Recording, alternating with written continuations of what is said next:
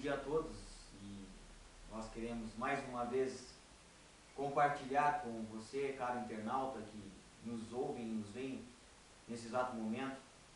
Nós, como de praxe, temos o costume de a cada quinzena, cada segunda-feira, fazermos uma meditação sobre a Palavra de Deus, sobre as Escrituras Sagradas. Estamos aqui nas instalações do Correia e Silva Advogados. E hoje o tema da mensagem trata-se do jovem rico.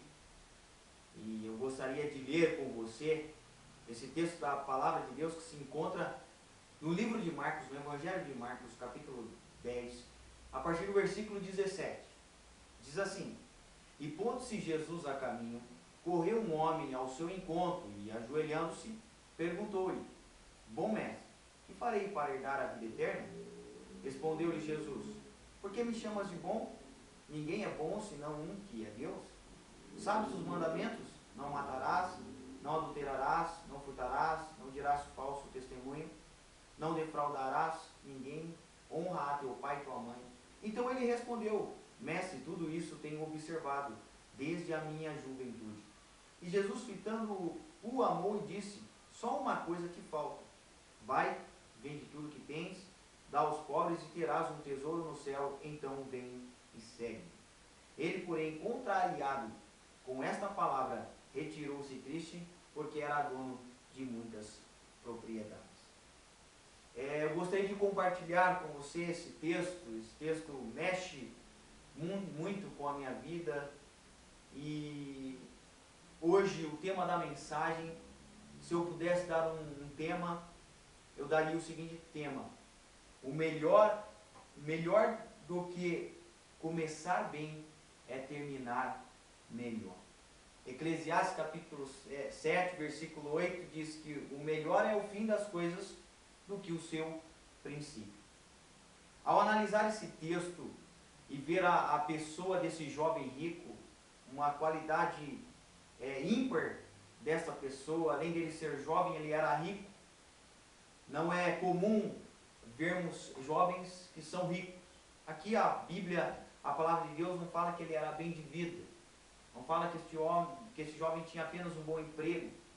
Mas ele era um homem conhecido na sociedade, um homem de posição.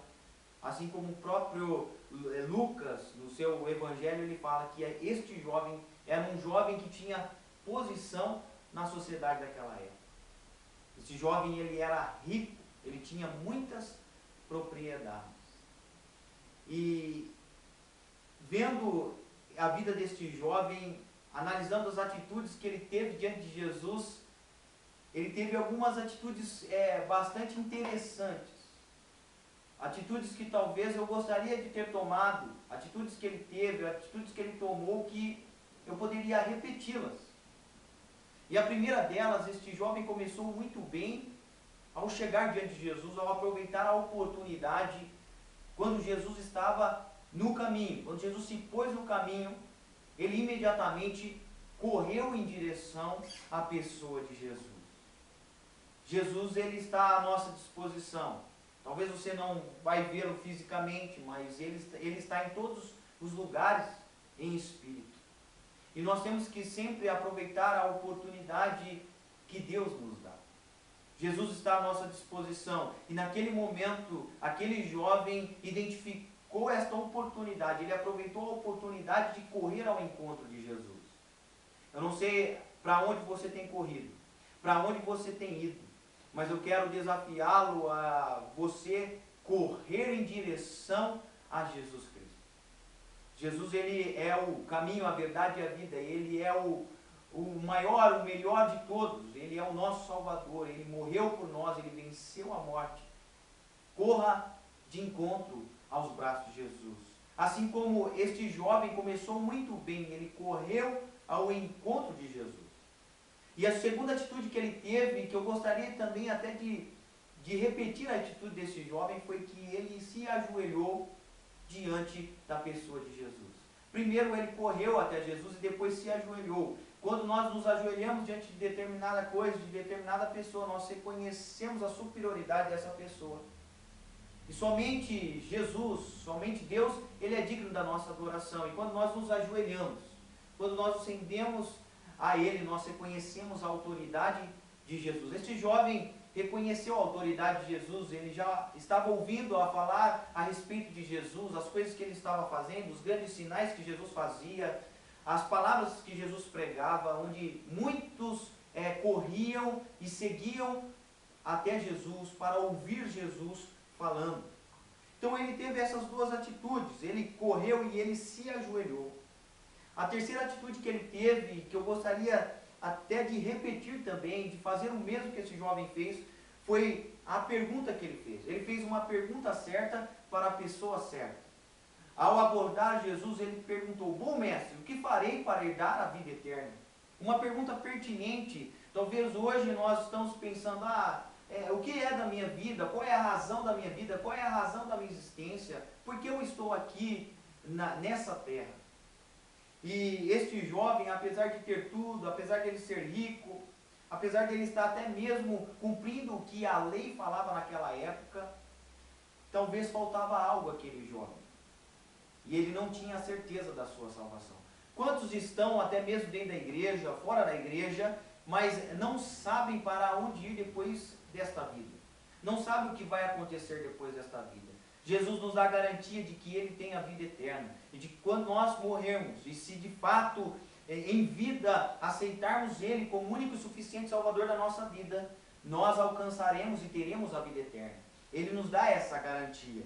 E ao abordar Jesus e perguntar a respeito da vida eterna, Jesus fala para ele: olha, jovem, você conhece os mandamentos? Não matarás, não adulterarás, não furtarás, honra teu pai e tua mãe. E aquele jovem responde imediatamente: Senhor, tudo isso eu tenho observado. Interessante que até aqui esse jovem tem feito tudo certo. E se ele estivesse numa prova, ele praticamente estaria tirando 10. Mas faltava ali algo a ele. Jesus fala no versículo 21 o seguinte: Jesus, fitando-o, o amou e disse: só uma coisa te falta. Jesus, ele nos pede algo porque ele nos ama.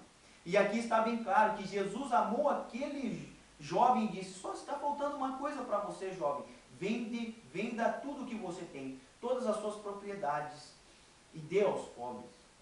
Este jovem poderia ter terminado essa história muito bem. Ele poderia ter adquirido a vida eterna. Ele poderia se tornar um verdadeiro seguidor de Jesus se ele tivesse entregado tudo o que Jesus havia pedido. O problema não é ter dinheiro, o problema é ter amor ao dinheiro. E este jovem tinha amor às suas coisas, às suas propriedades, mas ele não estava disposto a deixar estas coisas para seguir a Jesus e se tornar um verdadeiro discípulo de Jesus. E assim, consequentemente, ser uma pessoa salva e receber a vida eterna. Eu não sei o que está faltando a você. Talvez Deus faz uma afirmação, assim como fez para esse jovem. Está faltando uma coisa. Só te falta uma coisa. O que está faltando para você? O que está faltando para você ter a vida eterna? O que está faltando para você ter uma vida completa? O que está faltando para que o vazio do seu coração seja preenchido? Talvez está faltando você mais amor às coisas de Deus. Talvez está faltando a você a alegria de viver, a alegria de estar servindo a Deus, a alegria de poder fazer todas as coisas por amor a Deus. Hoje eu quero dizer a você e perguntar: o que está faltando? O que está faltando na sua vida? Jesus, ele tem tudo isso que te falta. Entregue o teu coração. Aquele jovem não entregou o seu coração.